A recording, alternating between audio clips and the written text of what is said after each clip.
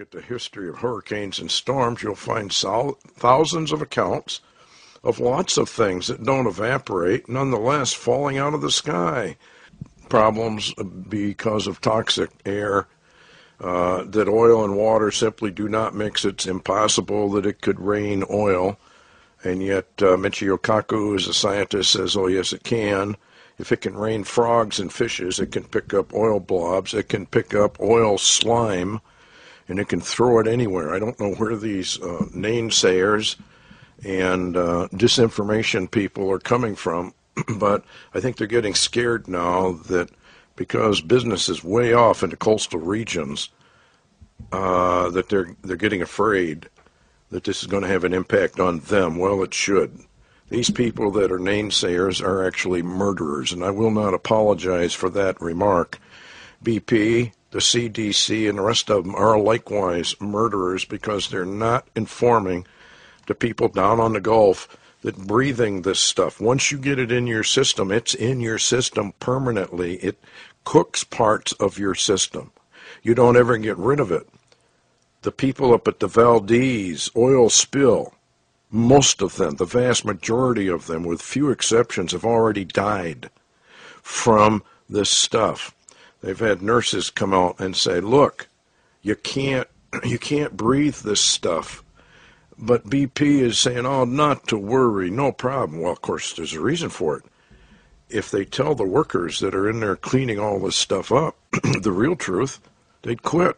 There will be no cleanup. You got to remember, these people are expendable. They're just useless eaters. It's like the BP executive who called us little people. To them, we're just cannon fodder. We're useless eaters. The elite, because they have made money, all of a sudden are just, they are the kings of the planet. And their life is worth, 50 million of your lives.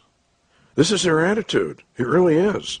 I flew with the rich. They have a very weird, sick, insane attitude towards the little people and their servants.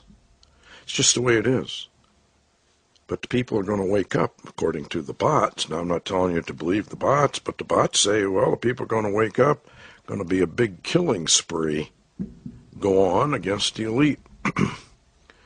And the politicians, unfortunately. They're dupes of the Illuminati. And anyway, it says, coming Gulf firestorm.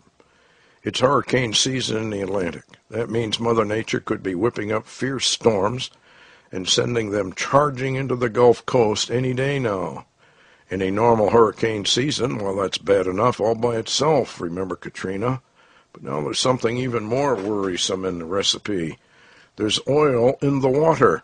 So what happens when a Katrina-class hurricane comes along, picks up a few million gallons of oil, and then drops that volatile liquid on a major U.S. city? Let's say like Galveston or New Orleans. Now, before we pursue this line of thinking, let's dismiss the skeptics out there who think oil can't drop from the sky because oil doesn't evaporate.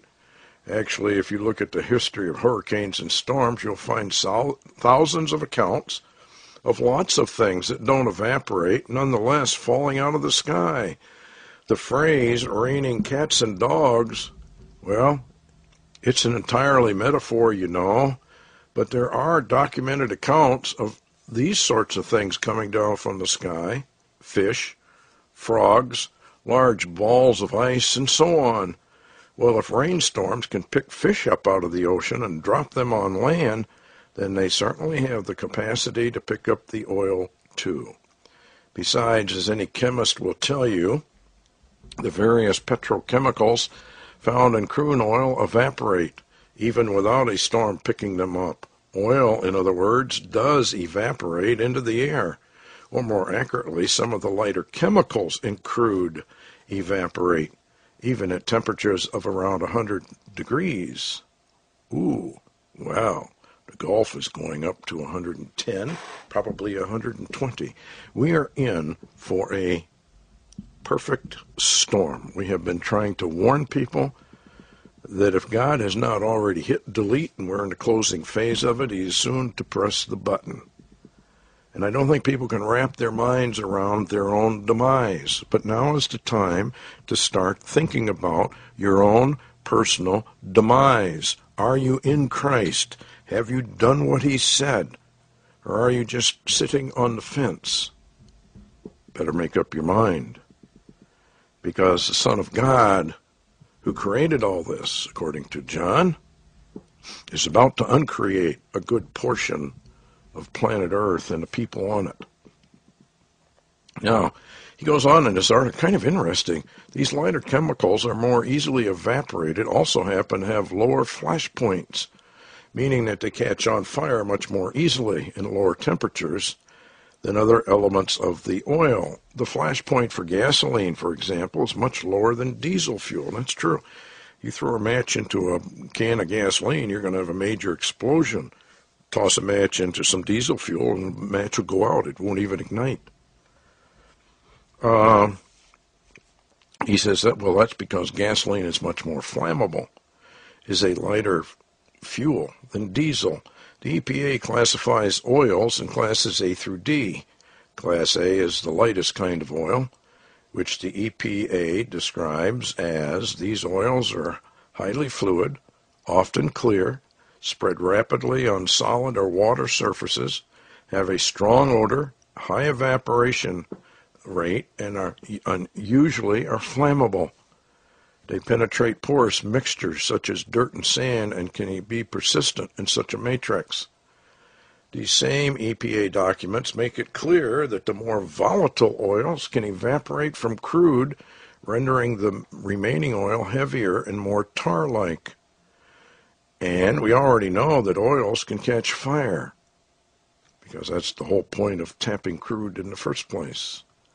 Okay, so now we have a hurricane, and the temperatures are up into 110 degrees, maybe a little higher, accelerating the evaporation of the volatile oils which get mixed in with hurricane-force winds. This hurricane makes landfall in New Orleans, let's say, dumping potentially hundreds of thousands of gallons of what is essentially volatile fuel on the city of New Orleans. Now, at first, it's just a wet, slippery, toxic mess, kills the trees and kills the grass. But what happens after the storm when the sun dries out of the city? All the dead trees killed by the oil turn into kindling. The sun evaporates off the rainwater, leaving behind fuel. A few days of sun baking, and you have a city doused in fuel ready to burst into flames. It is like a bomb.